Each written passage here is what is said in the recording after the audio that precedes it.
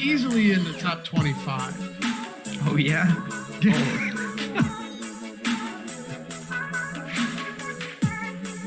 He's great.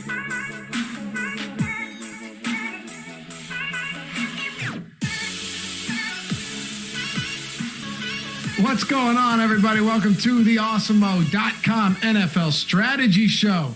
Glad to have everyone with us, as always, taking a first look at Week 3 after an absolute bloodbath on the injury front in Week 2. Hopefully you navigated around those landmines and came up with a good week. Many of us did. Many of us didn't.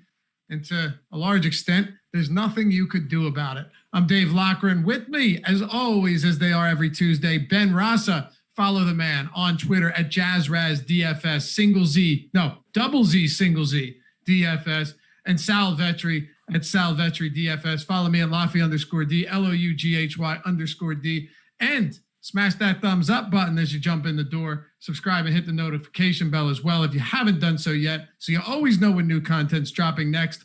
Sal, Ben, what a wild week it was. I guess I'll kick it off with you here, Ben. Sunday, Bloody Sunday. Week 2 is truly unlike anything I've ever seen on the injury front, especially as it refers to marquee players dropping like flies.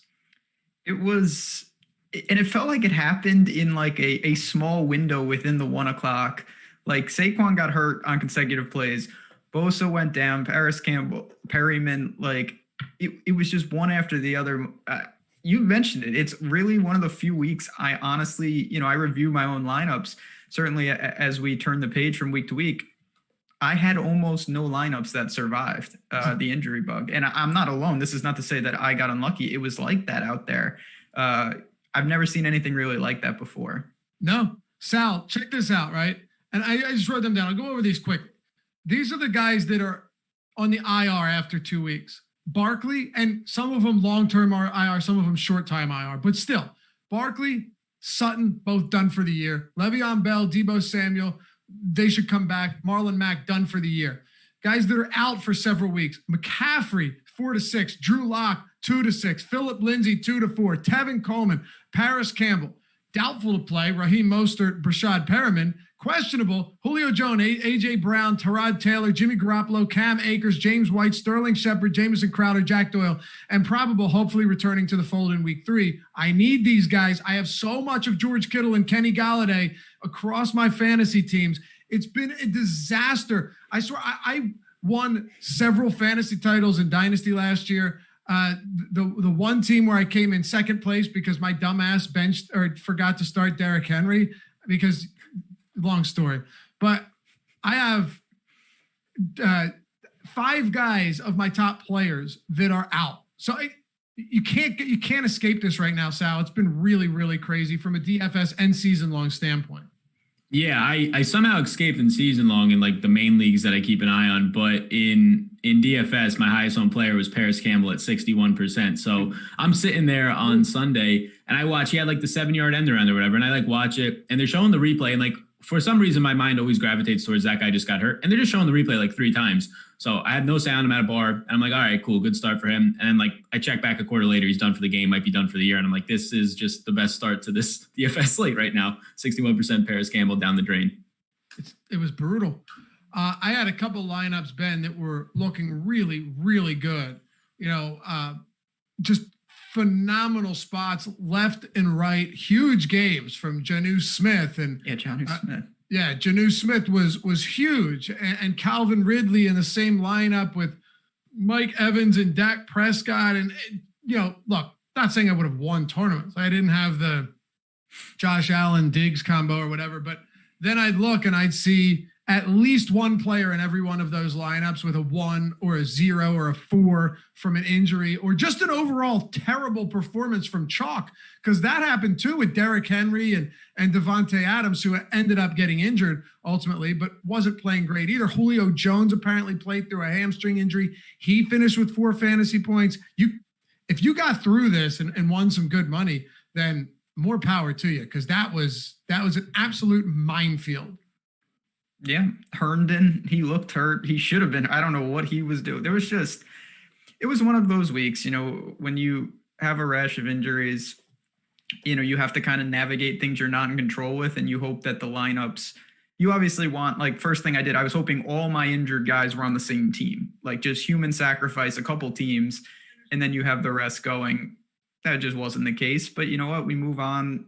It's going to make for a lot of moving parts, though, in week 3 with it's not even just value. It's just new faces, new schemes, the domino effect that is the NFL. Robert says I had 100% Adams and Henry.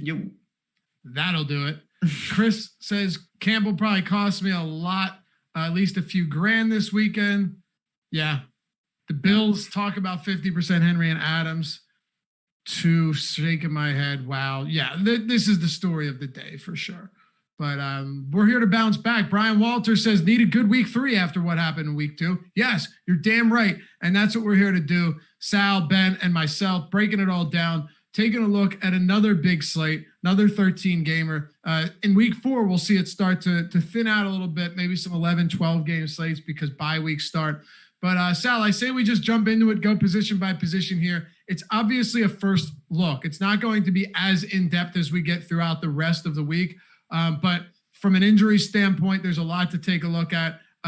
More so than that, who will the replacements be? Where are we finding the best matchups? And we'll kick it off with quarterback, where at the top, you've got Russell Wilson against Dallas, a Cowboys defense that has been absolutely decimated through the first 2 weeks, allowing 380 and 422 total yards of offense in weeks 2 and 1, respectively. And then if you come a little bit further down the list, really just right down it, you've got Dak in the same matchup. Seattle coughed up 464 yards of offense to Cam Newton and the Patriots on Sunday night. Josh Allen's had his first 2 300-yard games consecutively to start off the season. And Kyler Murray's looked like an absolute stud, while Cam Newton, I'm literally just going right down the list out. I'm not even skipping anyone. And Cam Newton had 444 total yards of offense with a monster game and an opportunity to win that. That's just the top 5 quarterbacks at 6,700 and above on DraftKings. Yeah, I usually try and live in like the mid to low 6K range. And at least like from a cash perspective, a lot of stacks will go there. But I think I'm going to be leaning towards this upper range. I mean, right away, Russell Wilson and Dak are going to be, at least early on, like 2 of my favorite, probably 3 or 4 quarterbacks on the slate. They play each other. Both of those defenses, whether it's Dallas or Seattle, are both in the bottom right now 7 in the league in yards per attempt allowed to the opposing quarterback.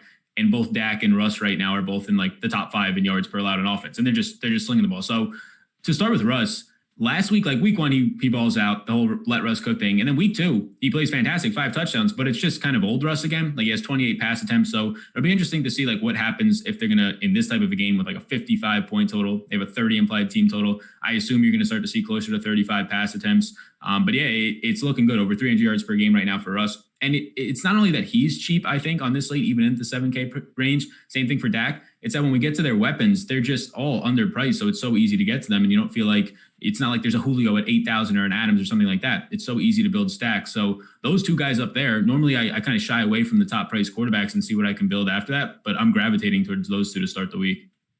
I can't wait to see what ownership looks like based off of everything Sal just said, Ben. Like you don't have Christian McCaffrey. Derrick Henry is still 7,800. Hopefully people, avoid him after last week. I will happily go back to someone who's seen 56 carries and 61 total looks over his first 2 games. But sticking at the quarterback position, yeah, there are going to be a lot of easy teams to stack. And I like to live in that mid-range too. I'm even willing to go down below 6K often, but it's going to be tough for me to get away from some of these spots up top because while they're expensive, they're not crazy overpriced, and they are in games that could see 70 points and you wouldn't bat an eye. Yeah, I mean, this is just to kind of expand upon this. We don't have the Ravens and the Chiefs. We don't have the Saints and the Packers, and McCaffrey is hurt. So in the entire slate, the most expensive guy is 8,300. There's only one guy north of 8,000. That's unheard of for a main slate with this many games. So it really does become, it's not just play whoever you want, but there are elements of that. And that's going to draw you to the Seattle-Dallas game, who they both already played Atlanta. And it feels like these teams have all been playing each other already. But obviously that's a big game to go to. We've talked about we were talking before the show, like about ranking QBs. And I was saying, like Kyler, Josh Allen, these guys are breaking the tiers right off the bat. Maybe we have to start viewing them in a different bucket of quarterback right now, because they are just on fire to start the season, and they're going to be really popular again this week. I think you're right. And later in the show, Sal, we're going to get into some skill players, wide receiver, running back, tight ends. But I do think if there was ever a week to look to some good players that are overpriced a little bit, this could be the week. Just like as an example, and I haven't dug too much into it yet, but someone like Stefon Diggs is $7,000. My guess is he will be largely overlooked, despite the fact that he's been very productive in his first 2 games, because who would you rather play, Ridley and Julio or Stefon Diggs? Most people are going to go with guys like Julio. DeAndre Hopkins is sub 8K. So maybe this is one of those weeks where paying up to be contrarian, as Alex Baker would say, could really, really go a long way for you, knowing that most people are going to say, oh, okay, all of these top tier receivers and running backs and tight ends are too cheap. They're the elite of the elite, the creme de la creme. So why would I bother with Diggs? Why would I bother with someone else that's maybe $600 overpriced, even though they could have a monster blow up game? Yeah, and I think like you were talking earlier about Derrick Henry, I think it's going to be the same thing. Anybody who, even if they played well last week and now they're priced up, or if they just played awful last week, if Julio's back and healthy, if you're going to have Derrick Henry out there again, which it seems like those types of players, they're going to naturally draw less ownership because their price points are similar. Other guys are undervalued. And yeah, it's easier to fit them now into lineups, whether you're hand building or using an optimizer. And all these top end quarterbacks, like they look fantastic. Like Cam Newton looks like, MVP Cam right now. He's 8.8 yards per attempt. He has 23 rush attempts. And like out of all the quarterbacks who have rushing yards right now and attempts, like Kyler Murray, like 90% of his are on scrambles. Only 3 of the 23 of Cam's are on scrambles. They're all just design runs. And like you're seeing that by the goal line, but all over the field right now. He's cheaper than Josh Allen. He's cheaper than Kyler Murray. I even like him more than those 2 guys right now. And I like those guys. So yeah, it's going to be probably, I'll see what happens with stacks once we get to those players and later in the week. But just looking at these top end QBs, even their matchups look fantastic against Vegas right now. Even after Breeze yesterday, they're still bottom third of the league in yards allowed per play. So yeah, it's looking really good up top right now, quarterback. What about the mid range, Ben, where you've got like, we'll do 65 and lower, maybe go down to the 5,900 mark, even 56 or so. There's not a ton I'm enamored with here. Roethlisberger has played well enough to get a look at a price point like that. He's attempted 73 passes over his last few games. He's dropping back a ton. He's thrown 5 touchdowns to only 1 interceptions. It does, in fact, feel like, I won't say he's completely back, but given what we saw to begin last season that destroyed me in so many spots when they concealed that injury, if you remember that, they hid the injury from us and then told us 2 weeks later, and he was just terrible.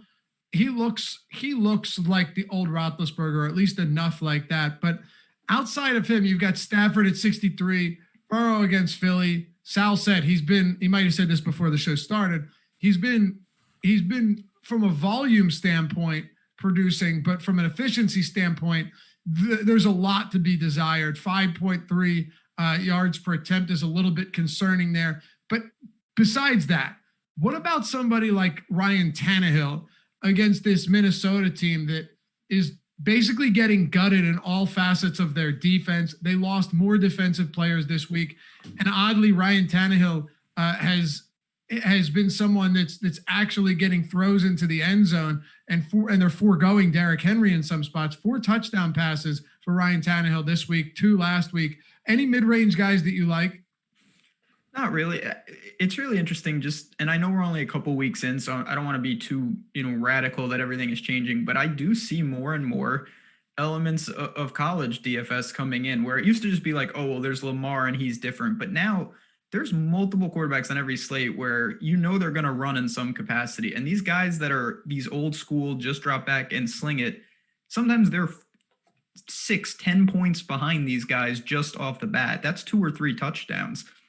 It's really hard to make that up when it's not just Lamar anymore. There's so many of them. So I'm starting to really shift how I build and incorporating at least some mobility. Like Burrow, I think qualifies, but some of these guys that are flat 0 in rushing, it's really hard to get to them given how many other guys can do it now.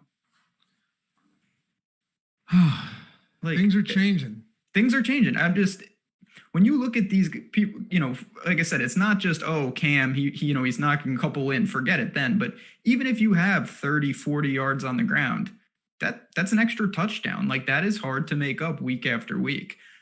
So I want some ability. I will throw out, I know, Laffy, you have him out of the NFL, but I think that Carson Wentz is going to be all right. 5,800. This is a get right spot. They have to win this game. There is no hope for this season if you lose at home to the Bengals. I think he's going to be just fine. I think the Eagles look good this week. If I had to pay down, it would be for him. I think he would look awesome in like the XFL for sure. Smart. Yeah. Yeah. I don't know, Sal. Canadian Football League calling his name. He'd be the biggest star. He'd be the biggest star for The Rock in the XFL. Yeah, he really would. And the Eskimos. Or wait, no, they're not allowed to have that name anymore, right? Yeah, they didn't have it the past year. The who were they? They apparently Eskimos is offensive, so I think they got rid of the Eskimos name. The Edmonton Eskimos, I believe. I don't know. He'd play for Edmonton. He'd crush it. But Sal, do you like any mid-range guys in that $64 down to $5,800 range? Yeah, I mean, I'll just echo on Wentz. Everything has looked bad, but you're getting a really good spot. There's been no pass rush at all right now from Cincinnati, so that'll help out a little bit, or at least it should. There's a spot to get on the Eagles, especially if nobody wants to. But other than that, there's not a lot in that mid-range. It's a lot of guys who look the same, pretty much like Ben was saying with Brady, with Rivers, with Stafford to an extent. I'll go to some Big Ben probably this week just because he's easier to stack up. Deontay Johnson's still relatively affordable. So is Juju at that point. And you're just seeing Big Ben, like they're just lining up in shotgun and chucking the ball at this point. Like, yeah, James Conner had an efficient game last week, but they're not using play action passing. They're not going under center all that much. It's probably because mobility or whatever for Big Ben, but he's just lining up. He's thrown 36.5 times per game through 2 games. Everything looks above average, and now a good matchup versus Houston, and just options for stacking all across the board on their offense. So $6,400 Ben, and then all the way at the bottom of that range you're talking about with Wentz is probably the 2 spots I would look to the most, at least early on. Wentz has to correct the turnover problems, man. The decision, by the way, they're the Edmonton football team now. I'm not even kidding.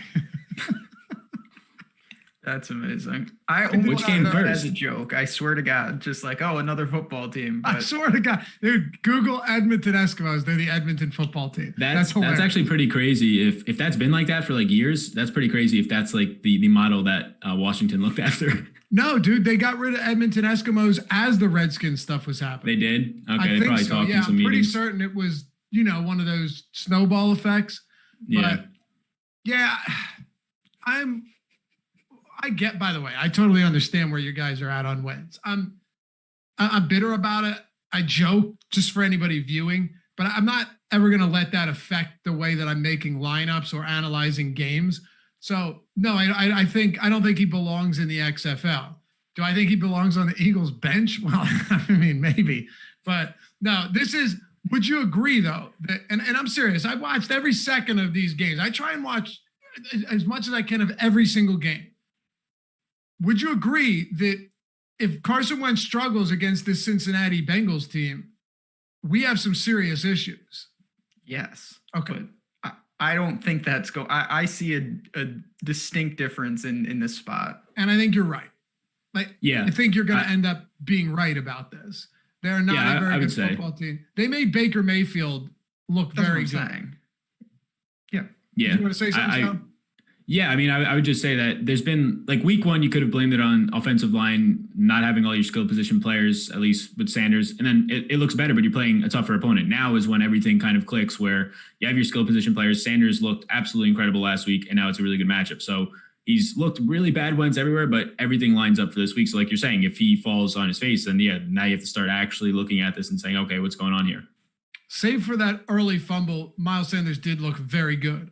And don't forget either, they were playing from behind, and he still was able to rack up some yardage. He's a good pass catcher. I'm with you on that. They do have the weapons. I've said it. They're going to be a very volatile offense. Like, I think they will have games where they connect on a lot of deep balls. But how about some value quarterbacks? Do you guys have any interest here? I've looked through them, Sal, and I got to say, usually I have a lot more interest. I didn't come up with a whole lot. Trubisky's facing Atlanta.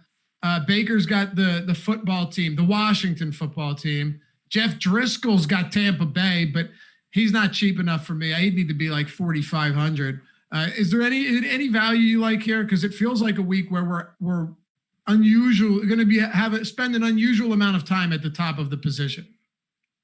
Yeah, I mean, all these team totals for these teams are like 18 or 19. I mean, the one that stands out, if Justin Herbert gets the start, I know they said they're not going to go back to him, but if Herbert gets the start, he's at 5,900. He's not like the cheapest of plays, but he would be somebody that I would go to in a pretty decent matchup. There's so many weapons for them to kind of stack up there.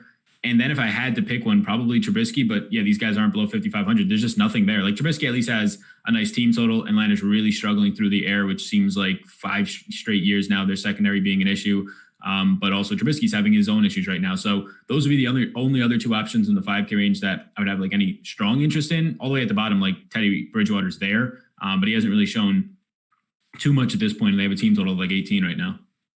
Yeah, that team total is a little bit concerning. And I don't expect it. I do wonder though, Ben, how much Teddy Bridgewater is going to have or is going to be forced to throw here. Like what are their options? Sal, you could weigh in on this too. We can actually use this to transition over to the running back position. But Mike Davis saw 8 targets in that game and only 1 carry. Granted, they were playing from behind, understandable. But is Bridgewater going to be forced into a situation where he has to throw? And he's only attempted 6 deep balls this season. He's completed 3 of 6. As a matter of fact, Teddy Bridgewater's 8th in deep ball yardage, thanks to Robbie Anderson. So he's done some good things. It's just not a particularly favorable spot for him here against, a Chargers defense that very much limited Joe Burrow in his first start. And then you got to credit what they did to Patrick Mahomes and the Kansas City Chiefs. Yeah, listen, the Chargers defense, even without Derwin James every year, still has a lot of pieces that can cause problems. I'm really not. I think you'll see volume from Bridgewater, but I really don't think it'll be efficient. And honestly, I like the Chargers defense this week, so I'm not going to be going there. And I'm not looking to pay down at quarterback. There's minimal advantage. A lot of times we talk about, you go to Darnold here and then it unlocks McCaffrey and Adams and Michael Thomas in like the same lineup in a weird combo. You don't need it. If you unlock McCaffrey this week, that's not going to be the answer, obviously. So I really don't think going this low is the move. It's not. Maybe there are some contrarian discussions that we can have about this, but let's move to running back, and I'll stick with you for a second here, Ben, and then Sal. I'll make sure we get back to this Carolina run game situation. So Ezekiel Elliott up top against Seattle. It's hard to gauge Seattle's run defense through the first couple of weeks. The Patriots run game is brutal. They had 20 yards on 14 carries, not including Cam Newton, right? Just brutal. And he had 40 some rushing yards. They've allowed 67 and 72 total rushing yards over the first 2 games, and only 20 of them to New England were against running backs. So they have done a pretty good job of stymieing opposing backs. Their pass defense, their coverage, on the other hand, has been absolutely decimated. Do you know they've given up 841 passing yards over the first 2 games? That's absurd, Ben. Yeah, that's a lot of yards. Certainly not the Legion of Boom, but it's tough because then you look at Zeke and he's one of those players that is matchup proof in the sense they can get him the ball in so many different ways. He racks up a lot of receptions, easy targets, finds the end zone. They're willing to give him, attempt after attempt on the goal line. But we also see that Dak and these weapons on the outside, CeeDee Lamb is another mouth to feed. They got a lot of guys there. So can you pay for Zeke? I have no problem with it. I'd prefer Henry for $500 less. I'm not deterred by last week. That was bad. But as you talked about, Luffy, the volume is there and the volume is going to be there for him. So with Minnesota looking dismal, I'll go right back to him and feel pretty comfortable. Okay. How about you at the top here, Sal? Yeah, I think I like Zeke a good amount, especially it's easier to get to him, but everywhere, like red zone is still clicking for him, leading the league there in red zone touches. Just overall attempts, he's top 2. He's second in targets. Like his routes runner career high after 2 games. Obviously, they're in a game for last week where they're just routes, dude. Yeah, I mean a lot. In like week 1, he had 28. Like he ran more last week because they were just running a ton of plays on offense and playing from behind, but he's involved in every single aspect right now, and they want him to be. And I thought that Blake Jarwin being out and done would help Zeke a little bit more. It might have. It just seemed like Schultz kind of filled right in for that. But 143 yards after contact, second most, like he is clicking on all cylinders. It's not like he's behind a good line, which is not that great anymore, or he's behind a great offense, and that's what's kind of just allowing him to get these opportunities. He's also making them on his own. So the price point only goes up $100. You touched on Seattle. Like, yeah, they were ahead a lot, and Atlanta wasn't going to run when they're down by 3-4 scores with Gurley. And Gurley looked decent in week 1, but he's not going to be anything that you think is really going to break it off like Zeke possibly can. And then last week, they got a pretty soft matchup. So, yeah, like PFF has them as like a top overall run defense. I think it's fine based on like the analysis going into it, but I think it's pretty soft. Like, I think they're at best like a middle of the pack run defense, maybe like top 12, but that's not going to shy away. I like Zeke a good amount. So do I. Look, I would like him less, Sal, if I didn't think that if I didn't know that he could get involved in the passing game, because I do think there is a scenario that plays out here where this is just 45 attempts from each quarterback, just chucking the ball. If one team goes up early, which is very possible, the other team is playing catch up. Like both teams have allowed an insane amount of yards through the air. I agree that Seattle's run defense, they haven't looked that bad because they've been exposed so bad through the air. So teams have just passed, and they've been high-scoring games both times.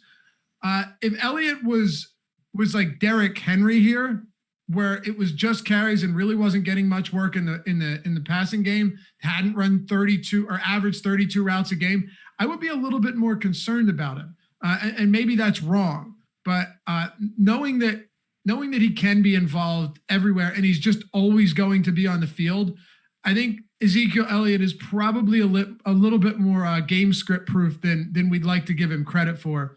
And the amount of snaps that he's been on the field for over his first 2 games are 93 and 88%. Playing from behind, playing with the lead doesn't matter to him. So what about a little bit further down, Sal? We already talked about Henry. I am so out on this Minnesota defense. I think it's going to be a really, really rough road for them, especially if Kirk Cousins continues to play as poorly as he has.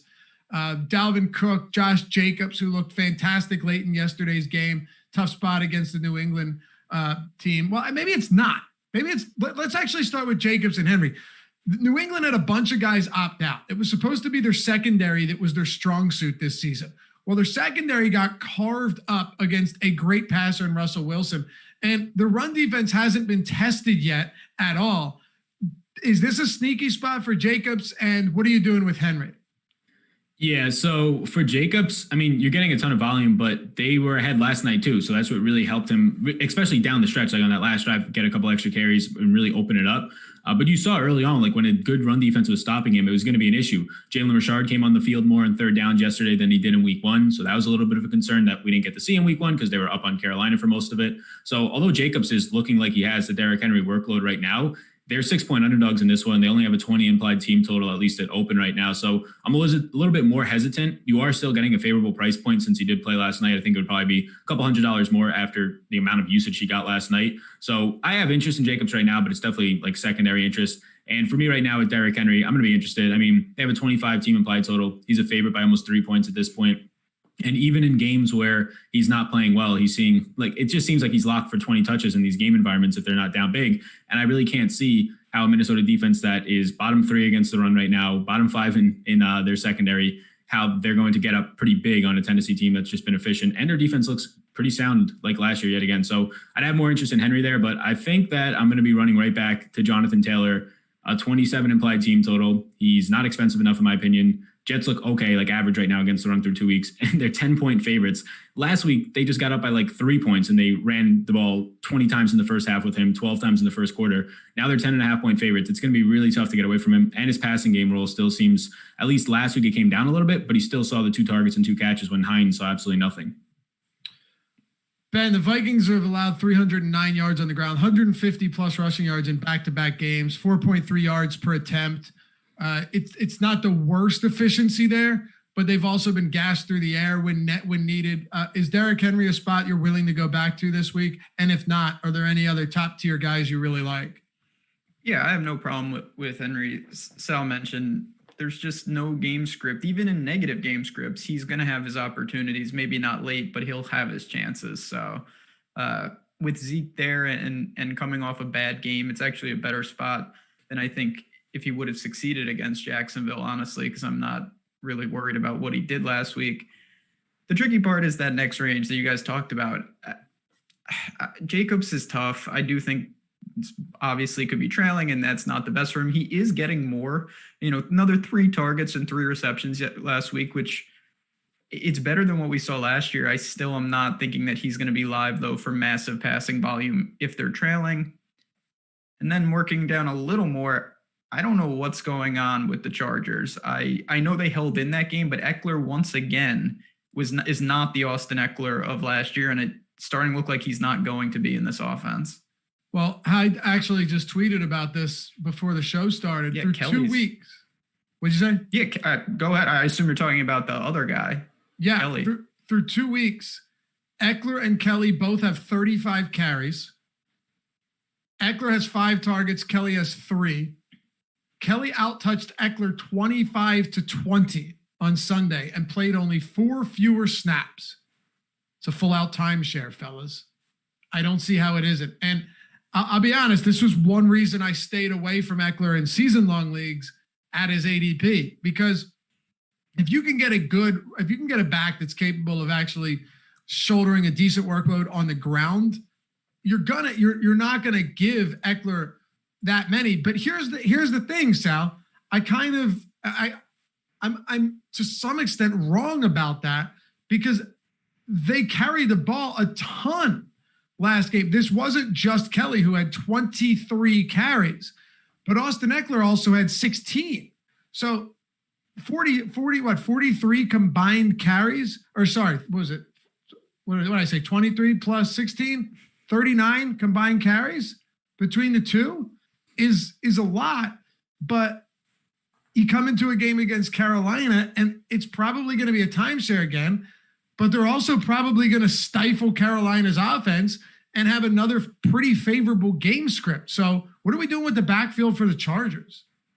Yeah, right now I have interest in both because of the matchup. And there's a lot to unpack with Eckler because, like, a lot of people, there's 2 sides to it. You could think, like, coming into the year, he's going to see a whole workload, or that somebody, Justin Jackson, if he was healthy right away, or now the rookie Kelly, is going to see that Melvin Gordon role. And that's what it seems like. But Melvin Gordon was getting a lot more carries last year. So you can look at this as like a positive from last year to this year if you like didn't have any expectations, and Eckler's getting more work. But the way that DraftKings has it priced, well, yeah, he's obviously like not going to hit those expectations more times than not. But there's a lot of things over the offseason. Like he had, I forgot he went on some fantasy podcast and pretty much said, like, yeah, my contract reflects my role in this team. I'm going to have the same role. And then he got in he was commenting on Instagram, I think, with like the fantasy football counselor, whatever you want to say. But he pretty much said, like, you don't draft me for volume. You drafted me because of my efficiency. And like, there's all these weird things in camp. They said he wasn't going to get the red zone work and he wasn't on the field for it. So that's when I started to veer away from it. And yeah, he's priced as if he's getting some of those things. So that's where the hesitation comes in. I'm going to have interest because I assume that he's going to be unowned, and he's still getting volume, 20 touches so far per game through 2 games. They're touchdown favorites in this one. Like, Kelly's still there, and I'll have interest in him as well. But if the ownership's just going to be not there on Eckler, and I could see him for 16 to 18 touches, he's still a really good player. So yeah, if there's no ownership, I'll be there. The price tag is expensive, but when there's a lot of money to spend this week and not a lot of guys pay up for it, I think I'll get there more times than not. Do you think we should be considering whether or not Herbert or Tyrod Taylor is going to be under center? Yeah, I would like it a lot more if it's Herbert. Me too. It's only like a 1-week sample of each, but you have a kind of a history now of Tyrod Taylor when he was with Buffalo and McCoy had issues and was saying some things about how he wasn't getting the ball in the passing game. There's enough there for me to at least make the assumption that Herbert looks like a better option from him, even from just 1 week of him. 7 running back targets in week 2. In week 1, there were 1. So it was 1. So yeah. What about Miles Sanders, Ben? You've seen him return pretty solid game, 6,400. I honestly thought, given the circumstances, he looked amazing. Maybe amazing is the wrong term, but he looked very good, and he looked pretty efficient. He found the end zone. He was used at the goal line. And like I said, man, it drove me nuts, this notion that Doug Peterson won't use a bell cow back. Like, he's never had one. He's literally never had one. He's gone from Ryan Matthews to Wendell Smallwood to Darren Sproles to LeGarrette Blount at the twilight of his career. Of course he's going to use a bell cow back. If you have Miles Sanders and he's as good as he is, Boston Scott saw 4 attempts on the day. So I have, and Miles Sanders saw 20 carries. I have no concerns about in a positive game script. This wasn't even a positive game script and Miles Sanders saw 20. Yeah, the only thing I certainly didn't get to much last week, and that was just because I was wondering what his role would be right out of injury, and clearly volume is not an issue. Now you add that to a matchup where they're sizable favorites at home against a team that just gave up 200 yards, over 6 yards per carry to the Browns. Miles Sanders is a great play, 6,400. Like him in all formats. Easy plug and play for me. Yeah, Sal, look, 77% of snaps to 18 for Sanders and Scott. I know it's only one game, so maybe I'm wrong. Maybe it'll next week something will happen, but I think very soon we're going to be putting this debate to bed and never looking back on it.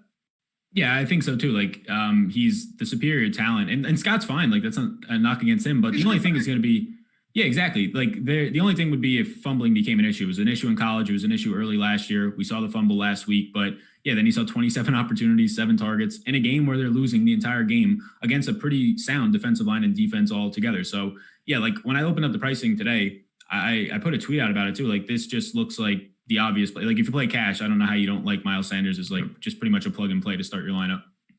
Especially after what Nick Chubb did to them last week. Yep. They're 2 different running backs. Chubb at times can be used as a battering ram, and Sanders isn't that way, but there were so many holes in that defense. So what about some other mid-range guys? We'll work it a little bit further down, Sal. We're not going to hit on everyone for today. We do the NFL strategy show throughout the entire week. So we'll get to everyone throughout the week and leave you guys in good hands once Sunday 1 p.m. hits. But what else are you looking at here at the position? Yeah, there's kind of a void in like this 6K range after that for the most part. Like, there's some guys who you can maybe go to had good games last week, like a James Conner. Nick Chubb at 6,900 is probably the guy I would get to the most in that Chubb's range. Too cheap. Yeah, in the 6K range, especially like we keep talking about how like your $6,900 running backs this week are going to appear like they're like $6,000 flat because there's just so much extra salary you're not paying up for studs. So Chubb's a touchdown favorite, 25.5 team total. All those things check out. It could be a decent bounce back spot for Chris Carson at 6,600. He appears like he's too expensive, but again, I think it's fine for a touchdown favorite. Huge total of 30 points. You just assume, and just over just the long run, like historical data, running backs in those spots will usually find the end zone. So Carson still running routes as well, or at least a decent amount that you like to see. So those guys stand out. One guy that probably nobody's going to want to play, and I'll track it. It's not going to look good like from trying to play like team totals and favorites and underdogs, but I'm still interested in Mixon to an extent. Don't really like the overall, what you've seen the first 2 weeks, of course, not finding the end zone, but still 35 attempts. That's 5th most in the league. With his targets, he has 20 opportunities per game in the first 2 games. This offensive line is brutal. It's terrible. But he's $5,900 now, and I assume there's going to be no ownership. That's the main way that I would get to him. And the Eagles were uncharacteristically beat up pretty bad in the run game last week. Not something you're used to seeing. Ben, what about you? I don't love the range as a whole, so I'll kind of hit on it. These are plays mostly, I think, if you want to leverage against Sanders or you're just looking for ownership, because not a lot of these guys stand out. They either have bad matchups, bad team totals, or they're just not secure in their role. So, I think for me, it's pretty dead until we get to the next range, which is going to have the guys picking up from injury, whether it's whoever Mike Davis is and whoever the Niners roll out there to run the ball. Obviously, that's a situation we have to monitor. I do like Nick Chubb, though. I expect the volume to still be there. Washington's run defense is going to be pretty decent, but I think that the game script here plays favorably.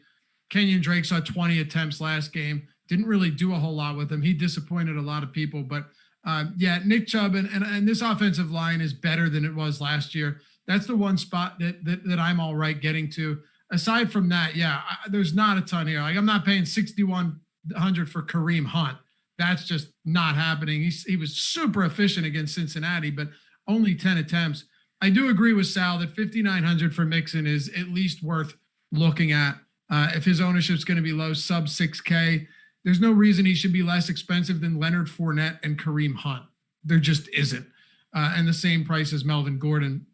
In the 5K range, Ben, I'll stick with you here. We've got not a ton of guys above $5,000, but to name a few, David Johnson, tough spot against Pittsburgh. David Montgomery. I'll take a victory lap I on was that gonna say one. your boy, yeah. Yeah, I'm telling you, man, it was a good spot. Everyone just hates the guy. And he broke his neck and missed a quarter and Broke his neck. Yeah, and then he came back, sure. A gladiator. Did you see that fall, though? I'm joking, but did you see him, like, get dumped on his neck? No, Yeah, I just I heard thought he he was was done. hurt. And at that time, again, that was in the midst of like, I was just like, well, another guy gone. Sal, it looked like he fell off a, like, 2-story building and just collapsed and folded. Yeah, I thought he was done. I thought he Me was gonna be too. done for the day. Speaking of, Came back, looked good. Honestly, don't hate him against Atlanta, but I do worry that this game could turn to the air a lot quicker than the one against the Giants. So I'm not nearly as enticed by him as I was last time. Anyway, Ben, I'll turn it over to you and stop talking here. I did want to just say real quick, and I'm not trying to derail the show. Did you see the guy who got hit by the cart last night? I thought he was dead for a second on the Raiders, and Me then he too. was Abram, right? completely fine. And then I watched the replay. I'm like, that didn't look that bad at all. But yes, I thought he was actually dead. That Or was in a the coma. strangest turn of events. Anyway, It was That's not- super weird. super weird. This again, you mentioned it. Like, yes, David Johnson, but it's on the short list of worst matchups that you could have. This is just a spot. I don't think you need to get that fancy with lineups because you're gonna have salary in these spots given the slate as a whole. You can pay up, or again, the Niners are in a really good spot. They've got multiple guys injured. I'm assuming it's going to be McKinnon. We'll see like who they bring up, whether it's Jeff Wilson or whatnot, but that's going to be a popular spot for good reason. Hey, hit that thumbs up if you haven't done so yet, guys. Helps us out greatly here on the channel. Subscribe, hit the notification bell as well. We're glad to have you every single day of the week here hanging out. It's the best place to be. Sal, what about other running backs in this range? And if you want to take a little dip down into the 4K waters with Jerick McKinnon, feel free to go there. Yeah, there's not much else in the 5K range I'm like looking at. Like Mike Davis, we don't really know what to expect here. They can re-sign Reggie Bonifon. I believe they have like Trenton Cannon on their depth chart, former Jet. So it's going to be weird. They're like terrible team total. The touchdown underdogs, and he's not cheap. Like he's $5,100. If he sees 8 receptions, that's great. But if he sees like 8 touches and 3 or 4 of them are receptions, so I'm not really looking there. He's in a player pool right now, but like barely making it. Same can be said for guys like in the 4K range, Antonio Gibson. Like again, 18 implied team total, touchdown underdogs. He at least has the passing game that we saw at the first 2 weeks that he was running a decent amount of routes. He got the snaps last week over 60% and 13 carries. Like he looked really good. He's looked great through 2 weeks. So $4,700, he would be the one guy outside of McKinnon I would look to. I think McKinnon probably sees like 12 touches. I don't know how much of a workload they're going to give him. They usually like using multiple backs. So it's not the greatest of matchups against the Giants. Like their D-line has actually been decent for like a year and a half now. But McKinnon and Gibson are like the only things in the 4K range I'm looking at. And I would say like my favorite play, maybe below like the $5,500 range, is probably going to be Joshua Kelly, just from the work that we've been seeing from him. And he's in a positive matchup. Yeah, it's not the greatest spot for McKinnon, but I'm willing to look. I'm willing to look at the way I expect this game to move. And the New York Giants are without Saquon Barkley for the rest of the year. Sterling Shepard could be sidelined in this game as well. They're getting decimated by the day. So sure, you've got Ingram, you got a few guys. Look, I was very adamant that San Francisco laying 7 points was the play last week. And I saw a ton of people, again, I get a lot wrong, there's no doubt, but this is what I felt very good about. So a lot of people on the Jets. And maybe that's because the Niners were traveling west to east, but the one, and of course the Giants were dealing with a lot of injuries, but the Jets were so banged up as well. They had no Jamison Crowder. They had no Le'Veon Bell. Granted, Rashad Perriman went out, but so did Raheem Mostert in the same game, and it was never competitive. So the point I'm getting at is even with this bevy of injuries that we've seen in San Francisco, they still have a good defense. Now, Bosa being out, that is rough. Mostert on that is rough. So maybe this game does stay a little bit closer. Final thoughts on this, though, is I still haven't seen anything out of the New York Giants and offense and Daniel Jones yet to suggest to me that they're able to take advantage of weak spots. And I'll be fair, Chicago and Pittsburgh, 2 stout defenses. So maybe this is a better spot. Could be. But I do think that McKinnon, even if the Giants do put up some points, McKinnon's going to be placed in an opportunity to be able to put up some good numbers. Ben, and I'll end here, the only concern I have is that if McKinnon is uber chalk, then I tend to side with Sal and saying, well, maybe we should be looking elsewhere because super chalk discount running backs oftentimes can let you down if you aren't certain of their workload. Yeah, I mean, he's going to be barring something unforeseen. He's going to be really popular. Unless Mostert is a surprise active, you're missing him and Tevin Coleman. Yeah, and this is just and Jimmy G is already hurt. He might not play, so we'll see.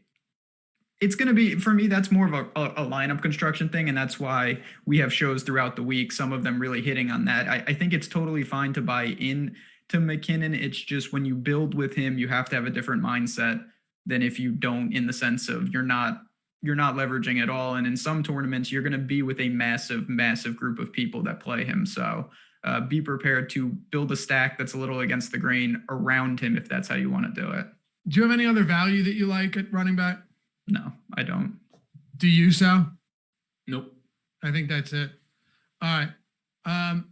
Will says, if they bust, you aren't dead because the field has them.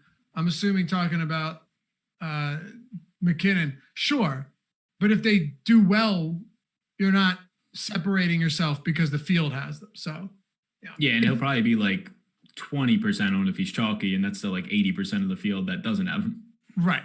Yeah, even that's a thing that I sometimes conceptually don't get. It's like, oh my God, he's 45% owned. So like, even if he sucks, I'm fine. No, you're not. There's 55% of people that actually don't have him still. You're in big trouble. And we haven't seen any chalk like that yet. I guess Boston Scott above 40%? In smaller fields. I mean, I had like 79%, so maybe. Yeah, I know. I think most people did. That was brutal. Let's move it on here, Sal. Wide receiver, Hopkins coming in at the highest price. And we're specifically looking at DraftKings here. It streamlines the show a little bit better. But every Thursday now, Matt Gajeski and Kyle Dvorak are going to be doing a FanDuel specific strategy show around, I think it's like 12 or 1 p.m., but it's in the afternoon. So be sure to check that out. Hopkins, Julio's questionable. I'm assuming he plays. Calvin Ridley now, Stephon Diggs. I don't know, Sal. I said at the beginning of the year, well, before that, I wrote an article on breakouts and said my anticipation is that Julio Jones, and I know this is lofty, but that Julio Jones and Calvin Ridley could combine for 300 targets. Well, Ridley's got 22 targets through 2 games and appears to be as good as Julio Jones, which is super scary if you're a team that has to go up against the Falcons. Yeah, and it's crazy how seamless his transition as like a rookie from mainly going into the slot to then going to the outside, like the last 12 games of his career. He's become better, and that normally doesn't happen for players, especially when they're not like massive athlete type players like a Julio Jones going to the outside. So he's looked fantastic. Now they're both like priced up to a spot where I'm going to have interest in both of them still, but like all the way up top, like the priority for me, if you're playing a cash game, if you're just like building a single entry, 3 max, whatever it is by hand, like Hopkins is still a priority. 25 targets, leads the league. They have a 30 implied team total. There's touchdown favorites. He's been extremely efficient on those targets, bringing in 22 of them for over 200 yards and a touchdown. Like everything's looked fantastic for Hopkins, and Murray just continues to look his way. And they're getting off so many plays, so it's making it even easier when they're not like stalling their drives. Murray's rushing ability, there's been no stalled drives like compared to the rest of the league. They're in like the bottom 5%. So yeah, Hopkins up top is still going to remain the priority out of like all those, I'll say like 6,800 and above players. Sal, I'm here to ask the tough questions, and I'm sorry I have to do this to you. Are you still in on Christian Kirk? Yeah, I'm still in on Christian Kirk, although last week was a little bit of a heart wrench. I think I had like 12% Kirk, and he was in so many of those Murray stacks. Yeah, it's an issue. Like right now, Isabella got involved a little bit more. Fitzgerald is still going to be there, but I don't expect, or at least I didn't expect to start the year Hopkins like be on pace for a 185 target season or 180 target season. If he's going to do that, there's no room for Kirk. Like there's no room for any of these guys. The expectation was like maybe 130 right around there. And then Kirk can still get his 110, 115. But if Kirk's going to be gravitating around like 80 targets, then yeah, it's just going to have to catch the L. But we're only 12% of the way through the season. I think that's the number. I just kind of said that. Sounds right. Yeah. So I'm still in on Kirk, but last week hurt because I went a little bit more in on him. Didn't work out. Ben, DeAndre Hopkins in a game where I think Detroit will actually be able to answer with some offensive firepower of their own. Kenny Golladay is expected to return, by the way. which will be very helpful, which gives them two outside guys in Marvin Jones and Kenny Golladay, one of the better duos in the league. I'm expecting some points to be scored in this game, which makes me like Hopkins even more. He was targeted 9 times in week 2, but it wasn't as necessary as you would think late in that game. They clearly took their foot off the pedal. Yeah, I mean, the Cardinals have been really impressive. I know it's only 2 games, but everything that Kingsbury's wanted to do, he's doing. They're playing extremely fast. They're high octane. Hopkins is fantastic. I was over on Kirk last week too. Really like the bounce back spot. It's not materializing, but I'm not going to panic just yet. These are guys, when there's that many points up for grabs, certainly they can coexist. Now, yeah, Isabella, I obviously he did get involved a little. UMass guy. We got a couple of them in the league for me, but this is a team you can't ignore. And right off the top, Hopkins is taking over the pricing, and he should. He's just unbelievable right now. Yep. I mean, I don't know what else to say. I mean, Kyler's been great. I've been super impressed. I was not high on him at all coming into the season, and he's been just fantastic. Someone mentioned in chat earlier, tough matchup for Stefan Diggs. Yeah, I know. And that's kind of what makes me like him a little bit. I was actually talking to Alex Baker, Awesemo himself, number 1 ranked player out there. You know who he is. And he was saying that he honestly focuses less on individual cornerback matchups than most other people. And a lot of that is because you can move players around. You can move them around the field. You can get them lined up differently. Even in shadow matchups, coverage can break down, or you could fall. Anything can happen. And with speed guys like Stefan Diggs, I think you still create some separation. But if the concern is, if the concern there is that Stefan Diggs is going to have too tough of a matchup and he's expensive, I get it. I certainly wouldn't be rostering him in cash. But I'm just saying, like, this guy has been fantastic through his first 2 games. I really love everything that I'm seeing from him. And we might be looking at somebody who, if Josh Allen, Ben, continues to produce like this, we might be talking about someone by week 8 that is being held in the top tier of wide receivers. I don't want to say alongside Tyreek Hill, but from a DFS standpoint, there's a lot there. He is leading the league in receiving yards this season through 2 games. He is 4th in receptions, and he is 5th in targets. And Josh Allen slinging the ball everywhere. He also has the highest deep ball accuracy rate on the season. So, yeah, I think that it's time, even through 2 weeks, maybe time that we start paying a little bit of respect to this passing game for Buffalo before you miss the boat and they're all super egregiously overpriced. I mean, you don't have to sell me on that. I love the fit for Diggs. Yeah, I mean, the good thing about Josh Allen, and it cuts both ways, but he is not someone that's going to say, okay, this is a tough matchup. Let me do the smart thing and just, let me go elsewhere. He was going to take his shots. Doesn't mean it's going to work, but Diggs is going to have opportunities all year with these deep balls. Obviously, the confidence is there. I also, for what it's worth, I don't look at a ton of cornerback versus wide receiver, but I will say I make an exception for a couple guys in the league. Tre'Davious White, Humphrey, Jalen Ramsey would be one. Like those, the top tier, I do think matters week in and week out. I don't think it's a huge factor, but there is no doubt this is a very tough matchup for Diggs, and that is a little concerning. Yep, it's concerning to me as well. Sujit says, isn't the concern Josh Allen might play bad more than Diggs? He played 2 of the worst teams in the league. Sure. I'm just throwing it out there as an example of a week where everyone's going to say, well, this guy's too cheap. I can just get to him. I can get to him. It's super easy.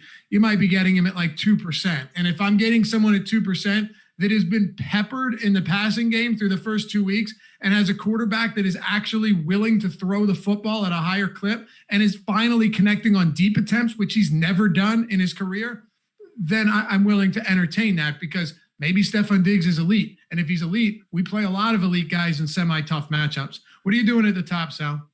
Outside of the ones we already discussed. And that, I'll close the door on Diggs too. Like I do think he's elite, and there's like just so many reports on how he's just every single day practicing with Tre'Davious White. So he's learning how to get open against the top cornerback, and they're putting him in the slot. Like he's playing almost like 40% of his snaps out of the slot. So it doesn't even like matter who the shadow cornerback or whoever it is on the outside when he moves into the slot. And that's just when like guys who are that good at route running, like when Allen Robinson or Devontae Adams go into the slot, like guys like Stephon Diggs do, they can just open up the field. And that's what we're seeing to an extent. But yeah, after that, like I would say there's a lot of guys up there like in the 7K range that still look good. I'll have ownership to them. None of them are priorities right now for me outside of Hopkins. It's the 6K range a lot. Like that game for Dallas and Seattle, I assume these guys are going to be owned. We'll have to see like how owned they get. I think the stacks will still make you unique, but Amari, DK, and Lockett all at that $6,400-$6,500 price tag. They're all too cheap. They're all averaging right now. Amari might have the quietest, like 16 catch, 180 yard season going on like 22 targets. Like he's top 5 in like every receiver category. His usage is insane. And this game is just going to be fantastic. 55.5 total. It opens at, they all should be in like the 7K range for this type of a slate. Like if Diggs is there, if both of those Tampa Bay guys are there, these guys should be there. You're seeing like 8 targets apiece for the Seattle guys a game so far. And yeah, I can only imagine more pass attempts than last week for Russell Wilson when he only threw 28 times. So that mid 6K range and those guys primarily look really good. Anything in the mid range stand out for you, Ben? It's interesting. I mean, you have the game right there in the 6s. You've got them all in a row with Amari, Metcalf, and Lockett. So if you want to go, that's the spot to pivot. I'm not saying just forget those guys. They're in great spots, but you have Juju, you have Odell. Those are guys that I think I'm going to have interest in just as, they're right next door to the stacked game. So you look at Juju, obviously Deontay Johnson's getting a lot of work, but there's enough volume to go around at home against Houston. You look at Odell against the football team defense. I think that's a fine matchup that he can excel in. I still worry about the Browns as a whole, but he's going to have some big games, 6,300. I don't think he will be popular. I feel pretty comfortable with that range as a whole. The target shares for Seattle have been a little bit interesting, but I think Sal actually just mentioned it. You would expect you would expect Russell Wilson to throw a little bit more here. He's just been so accurate that he hasn't really needed to. 9 touchdowns in 1 pick. He's only thrown 63 passes. It's nuts. But yeah, Metcalf is a beast, and these guys are going to be popular. I can't wait till ownership is released either later today or tomorrow morning when we start to see how this is breaking down. And throughout the week, things will obviously change. But Ben, what about once you get into this lower mid-range, if we're working down the tiers here? Julian Edelman continues to prove that he is still one of the most unheralded guys in fantasy football. Cooper Kupp had a big game outside of or not a big game, sorry, but a little bounce back from last time. He also fumbled the football. I don't see a ton here that I'm enamored with. Keenan Allen saw double-digit targets last time out, but it sure looks like the Chargers really want to run the football. So I'm getting off of that. And I will go back to AJ Green and saying this. He has been targeted more times deep downfield, according to Pro Football Focus, than any receiver in the league through 2 games. He has 22 targets, which is tied with Diggs for, 4th or 5th. He just hasn't been able to connect with Burrow, but it feels like Burrow still feels most comfortable targeting Green, even though the synergy doesn't seem to be there. None of those deep balls have been catchable. But put it this way, if the volume is there, he's averaging 11 targets per game through 2. If the volume is there and they're playing from behind, I'm still willing to at least entertain the idea of rostering AJ Green at hopefully very low ownership if everyone's scared off.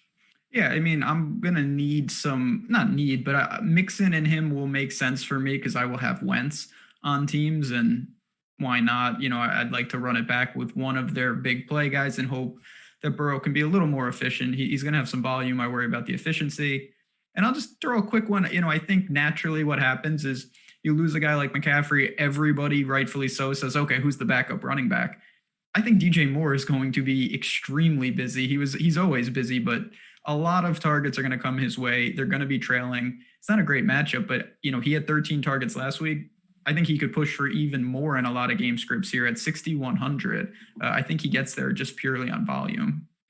Okay, Sal, let's clear the board at wide receiver, get to these 5K guys and then some value. Where are we going?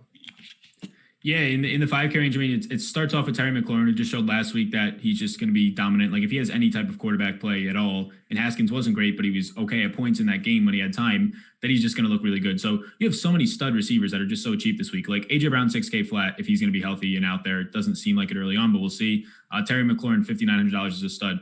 And then I think that Deontay Johnson's the number one on that team. I know Juju's still there. I think that it's like a 1A, 1B right now. Target share wise, it definitely is. In terms of how much he's getting open, he's fitting the bill right now. And he goes up $900, which is a pretty big jump, but he also has a great matchup. If I'm stacking Ben or if I'm playing Ben, that's a guy that I'm going to be looking at right away.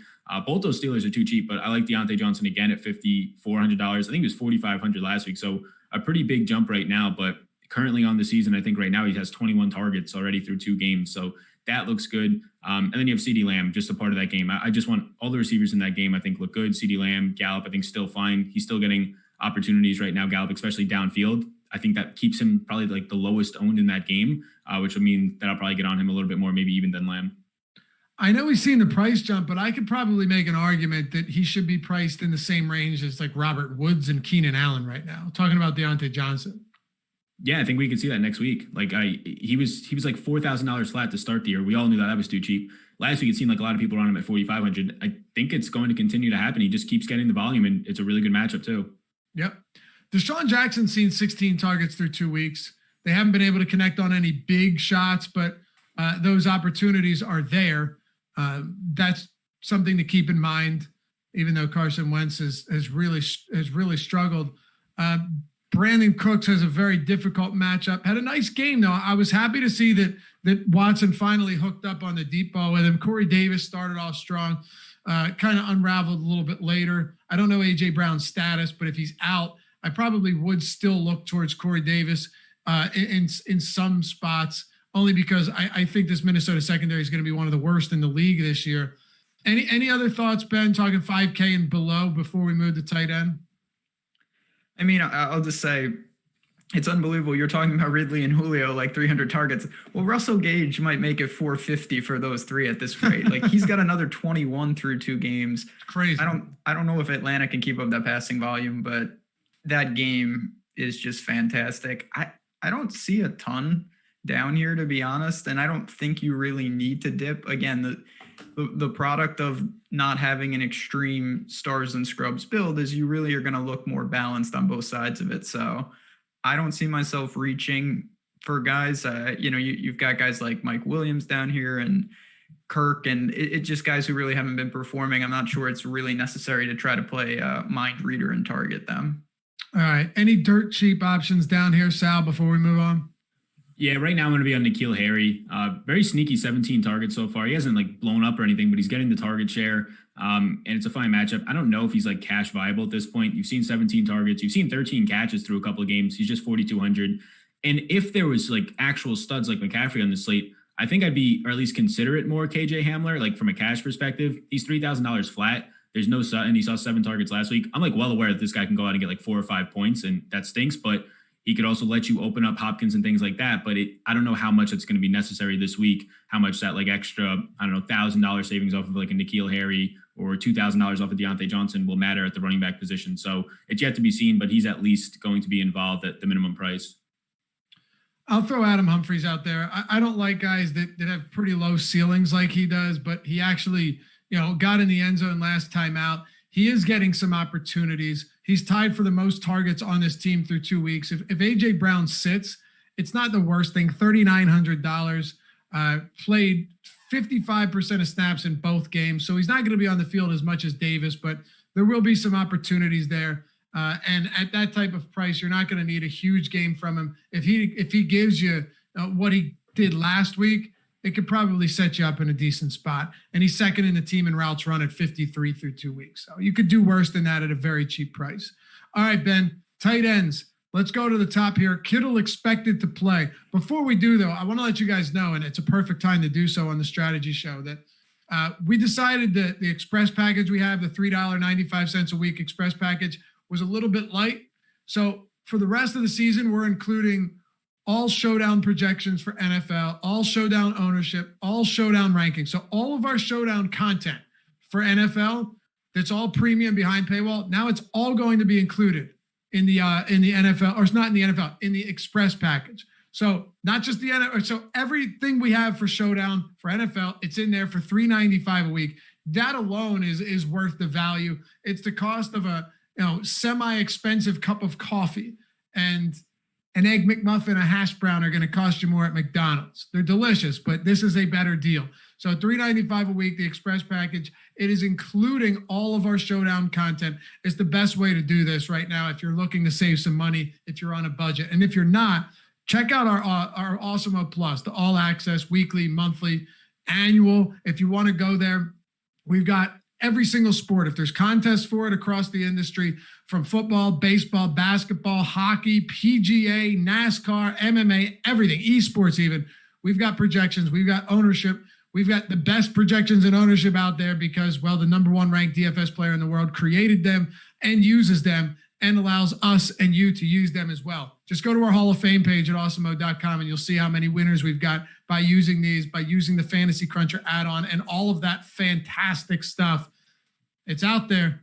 It's yours. Awesemo Plus subscriptions at awesemo.com/join. Be sure to hit us up in the Awesemo Slack chat as well, premium Slack chat. Great community there, talking sports, DFS, betting all day long. So go to awesemo.com/join. And again, like I said, if you're on a budget, seriously consider that $3.95 a week. It's $3.95 a week, and you get all the Showdown stuff included on top of what's already in the subscription. All right. I don't know who I was going to here. I guess I'll go to you, Sal. George Kittle's expected back. Tyler Higbee's coming off of a 3-touchdown performance against the Eagles. Those two guys are the most expensive. And then up above 5,500, you also have Darren Waller, who I firmly believe is one of the preeminent tight ends in the league, still not getting that respect, but maybe last night is going to cement him as one of the best tight ends out there. I love what I'm seeing from him. Did you see where he lined up? And did you see where he had linebackers on him, corners on him. He was lining up in the slot outside. He was lined up tight. He does everything. Yeah, it was a bowling ball. It really makes you wonder, like, how involved he could have been, like, earlier on in his career with Baltimore stuff. But I guess it all just comes together. Like, he looks fantastic. I would say those pesky heroin and crack, right? Yeah, like some. I'm joking. Stuff, I don't know. But what yeah, it was. like, but he was in rehab. So, I think he was in rehab for drugs, right?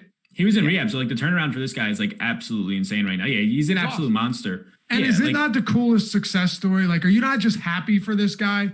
I love it.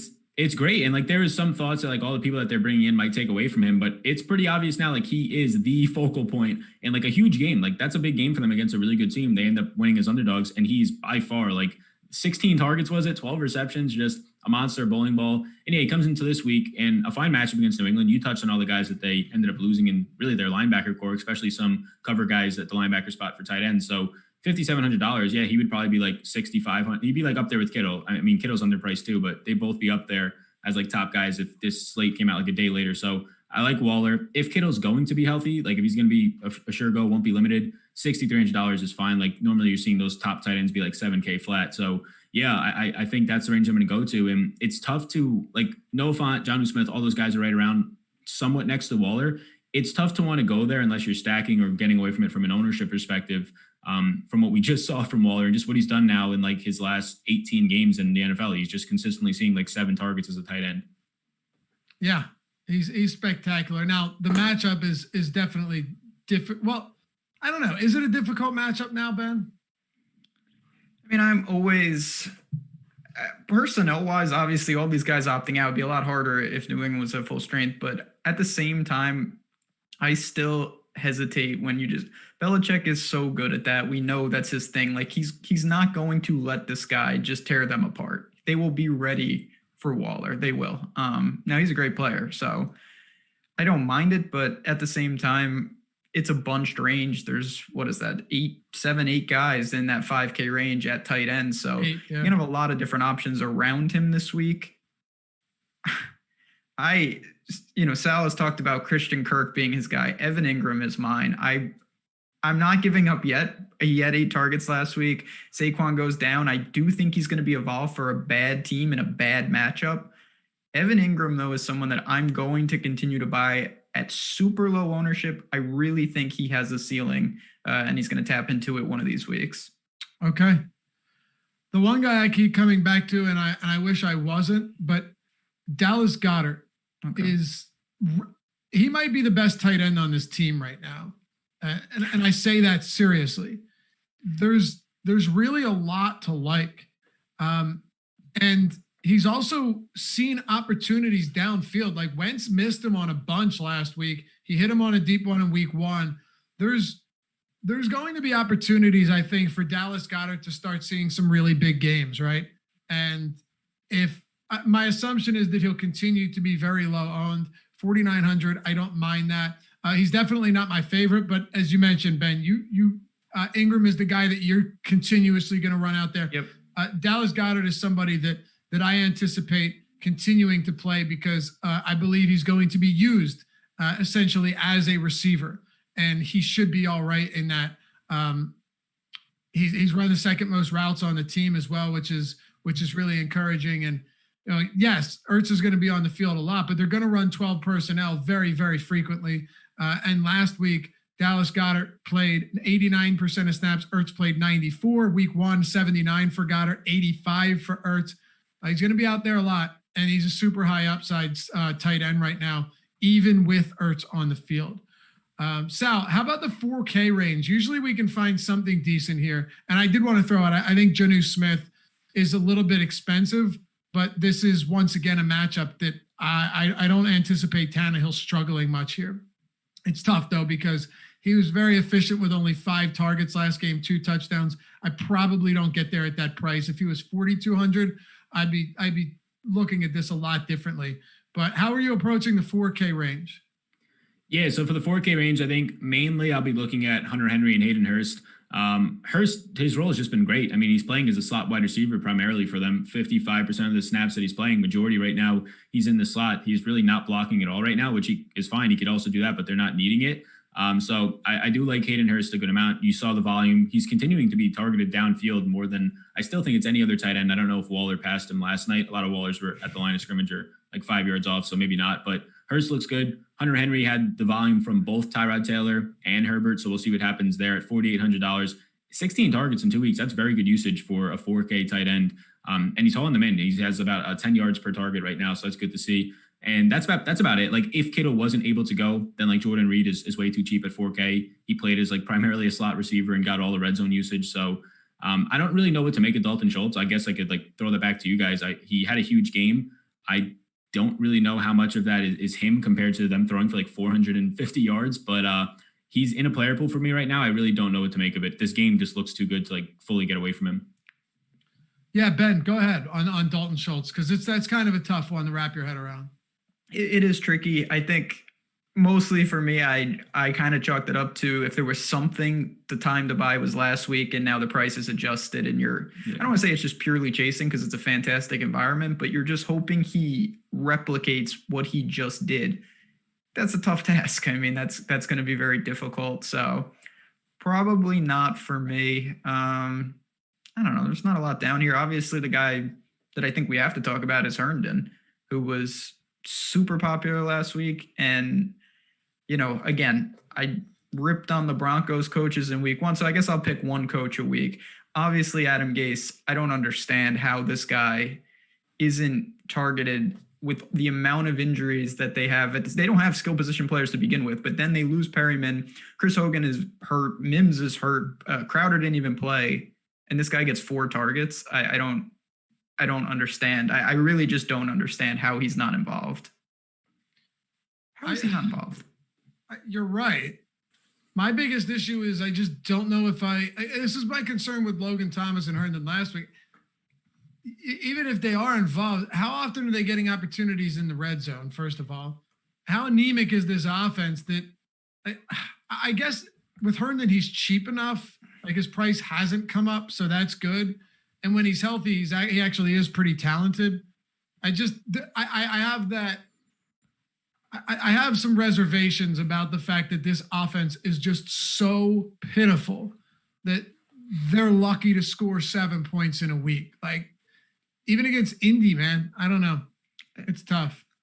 I'll just say real quick, and obviously pass back. At least Logan Thomas had 9 targets. Like if Herndon would have had 9 targets last week, sure, and it's just so inefficient and they can't score, I'd live with it. But he didn't even get the opportunity, and that makes no sense. It doesn't. Sal, close us out at tight end. Yeah, I mean, I'll say that I have interest in Logan Thomas still. It was gross. Like Haskins, I don't think is the answer there. Like McLaurin can get over it and he can win jump balls and just get separation. Thomas has been good. Like I didn't even know Thomas was a former quarterback. Apparently, he came into the league as a quarterback, but he looks fine. Like 9 targets last week, 17 on the year. If you're going to get that much volume this cheap and you're a bigger body player around the red zone, we saw it in week 1, the touchdown. So I'll have interest. And then I'm not going to play him because he's so close in price to like all these other cheap tight ends. You could throw Mo Alley Cox into it, but Drew Sample, Cincinnati, he took over he was getting usage week 1. Then he got all the usage week 2 for the Bengals. They obviously threw so many times, 60 plus, but it was almost now done for the year. Sample's seen 9 targets so far, he's ran 40 plus routes now in the year and was out there a ton in the last game. It's definitely inflated. Maybe something to watch like as the weeks go on. Probably can't get there this week since there's other viable cheap guys. Yeah, it's not the craziest idea. Tight end just scored 3 touchdowns against the Eagles in 1 game. And Drew Sample, once Awesemo went down, actually was very involved. You just mentioned it, Sal. I was a little bit surprised that they got him that involved. But at the same time, when your quarterback is throwing it, and this kind of speaks to what Ben was saying about Schultz, or maybe it was you, it's hard to know what the pass volume, 61 pass attempts for Burrow last game. You'd think 9 targets would be a pretty considerable market share, but it was only 15%, which fine. A tight end at that price isn't terrible, but you might see things balance out if this game stays a little closer. All right, let's close it out, Ben. Let's go with a little defenses. We're not going to go from top to bottom, but what we usually do is have a little fun here with one of our defensive punts. I'll say we'll go below $2,700. Okay, below $2,700. That gives us 1, 2, 3. What is that? 8 defenses. Whew. I'm gonna go. You want to go with 9? If you want to go with 27 and under, you can go with your Giants. If you want the Giants defense, I really don't want to do that. Okay. I'm gonna go with Carolina. I think, and this is contingent on Herbert playing, and we know that I'm a Justin Herbert guy, but anytime you get a guy like that, you saw flashes of greatness. You also saw him throw a couple where it was just like, what is this guy doing? Anytime there's a couple of those up for grabs when you're 2,200, I will take that. The Panthers defense is terrible. So if Tyrod plays, no interest. If Herbert plays, I think as a pure punt, you could go there. Okay. Beautiful. Sal, had a couple of people screaming about Mo Alley Cox, and did we forget to mention him? I kind of like gave him an honorable mention just by saying his name. Like he's I think that's literally all I did. Yeah, $3,800. He only ran 16 routes last week, but he was being targeted downfield. Had the 5 catches, over 100 yards, over 110 yards. He's a yards after the catch monster. He had like 40 something last week, so he looks okay. It's just like he wasn't that involved. They also didn't throw a ton, but I don't think you're going to see like 20 plus routes run out of him. Like I think you have the opportunity to see out of like pretty much all the 4K guys. Like I think you continue to see out of Logan Thomas. So yeah, if he's going to start again, especially in the red zone, he's definitely in play. Like right now he's at a player pool for me, but I think I would still prefer all the 4K guys and probably even Logan Thomas right now. So would I. And I think this ends up being a game where Jonathan Taylor gets 30 carries and isn't even particularly effective or efficient with them, but they don't care. And they just keep running him out there because keeping the ball out of Phillip Rivers' hands seems to be a wise move at this stage of the game. All right, Sal, defense special teams, 27 or below. Yeah, I'll take the Cowboys. It doesn't even have to be Russell Wilson making a mistake. Just there's going to be so many points and I'm going to assume so many plays. I'll just hope that one fumble bounces the right way. They get enough pressure. They're getting decent pressure so far. So 2,600, just hope there's a lot of plays and one of them's a mistake. I guess I have to go with the Giants. If Garoppolo's out, if Raheem Mostert and Coleman are out, who knows what's going to happen with Kittle.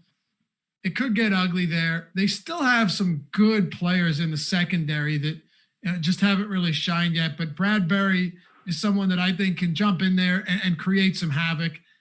I don't love it, but we're talking cheap options for a reason. And San Francisco's pretty gutted offensively. So we'll go with that. And hey, by the way, for those of you guys just tuning in, we have a podcast network. If you haven't checked it out yet, it is pretty cool. And all of our shows go straight to podcast. So if you don't want to feel like watching them, you don't have to watch them. You can go straight to the podcast, which is very helpful for sure. Sal, they can find you at Sal Vetri DFS on the Twitter machine.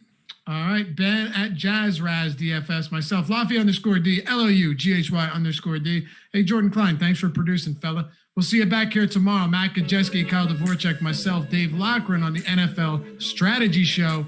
Have a good one, fellas.